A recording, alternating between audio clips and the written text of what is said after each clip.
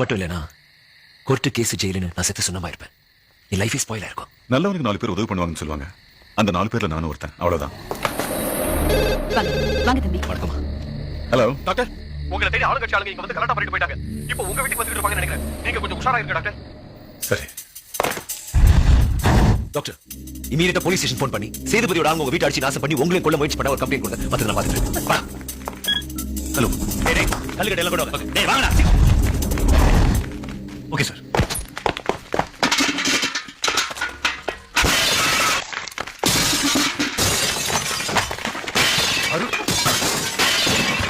இதெல்லாம் sorry doctor.